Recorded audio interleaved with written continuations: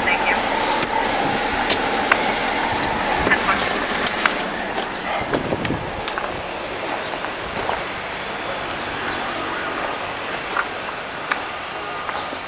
Code 4.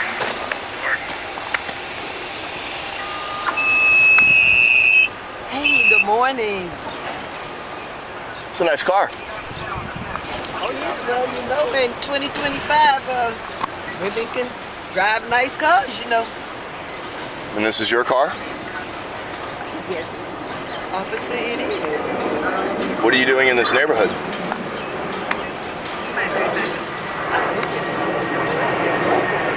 You live in this neighborhood. And this is your car. I'm surprised that I live in this neighborhood. Why is that? Just not adding up. It's not adding up. What are you adding up? Are there any firearms, illegal contraband, drugs in this vehicle I need to be made aware of? That would be a no.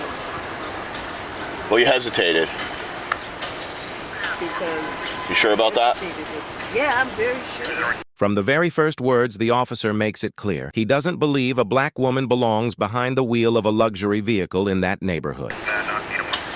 I don't know why you would even think that there would be any contraband. So what is it about my nice car or me that would suggest that I have those things in my car? Well, you're driving very suspiciously. That's why I pulled you over. The speed limit's 35 and you were doing 30. So that makes me question a lot. Wow. I was like, you think I slowed down to brake or maybe make a turn? Pretextual stops, pulling someone over based on vague or minor traffic infractions to investigate unrelated suspicions, have been upheld under Warren versus United States, 1996, but they remain controversial and heavily scrutinized under civil rights law. The officer's comments reflect implicit bias, questioning not just the driver's conduct, but her very presence and ownership of the car. Driving 5 mph under the speed limit is not, by itself, legally defined as reckless, unless it impedes traffic or creates danger. Turn or something suspicious? I think you saw me and got nervous. Surprise. Really? What would make me nervous? If you're hiding something, obviously. License and registration, please. Okay, that's what I was waiting on you to ask. Okay. So, it's my license. Probably should have asked that before you assumed that. Ma'am, I'll ask the questions, okay? And this vehicle's registered to you. Did I just give you those documents? You know, you people always want to argue and make things way more difficult than they have to be. I just asked you a question. All you have to do is answer. You? You know what, ma'am? Just stay right here. I'll be back. Despite no probable cause and no indication of illegal activity, the officer probes for a reason to search. Officers need reasonable suspicion of a crime to ask investigatory questions beyond the reason for the stop. Pressuring a response or mischaracterizing a pause as guilt is not grounds for a search or further detainment.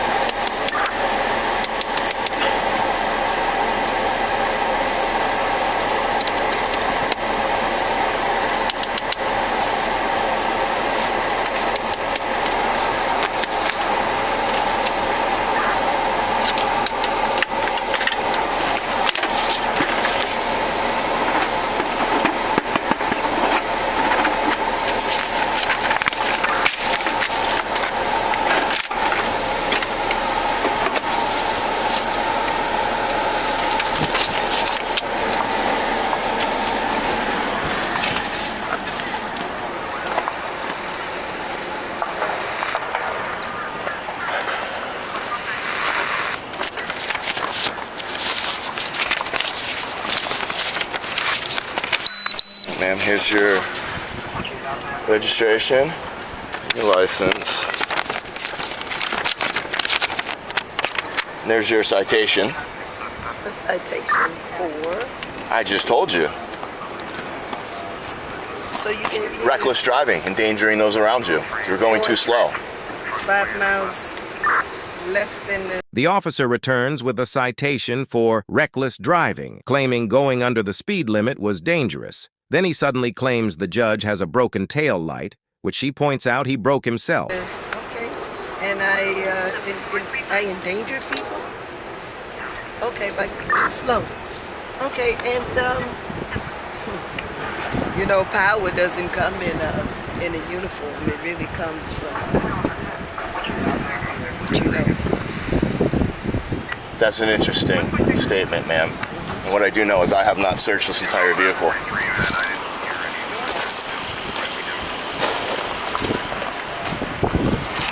Damaging a vehicle intentionally and then issuing a citation for that damage could qualify as criminal mischief or malicious destruction of property, false citation, abuse of power under color of law, 18 U.S. Code, Paragraph 242. The driver correctly references statutes and legal consequences, highlighting her familiarity with the law.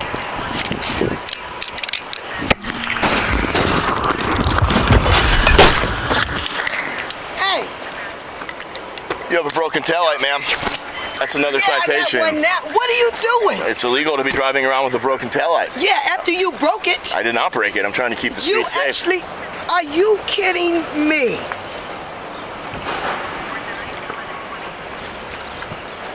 You know what?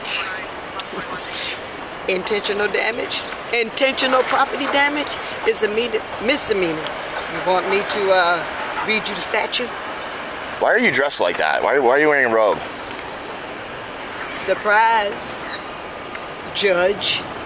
I'm not a judge. I'm a police officer. Not you, me. How about that? You're a judge. No, I just wearing this robe because I have... The mood shifts instantly. The officer goes from combative to apologetic. He quickly backs down, withdraws the citation, and issues only a warning. Nothing else to do. Well, you don't act like a judge, and you definitely don't look like a judge. Yeah, what do they look like? Not you. Oh, not me? What do they look like?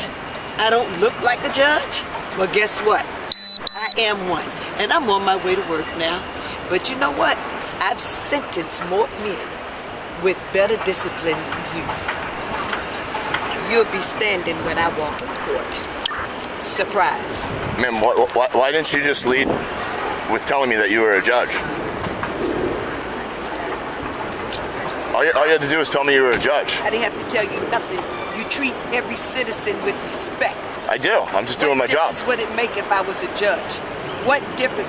You still didn't have the right to break my tail light, and then you give me a citation with that?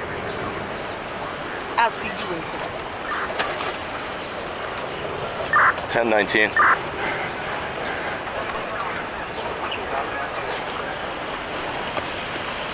Ma'am, the station's calling me.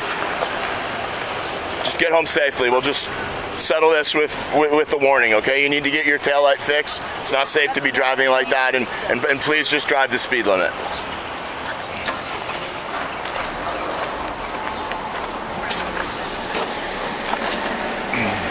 The driver makes a crucial point. It shouldn't take being a judge to get respect. Officers are legally and ethically obligated to treat every individual the same, regardless of job title, race, gender, or zip code. Her treatment reveals systemic concerns. Would this situation have ended the same way if she weren't in a robe on her way to court?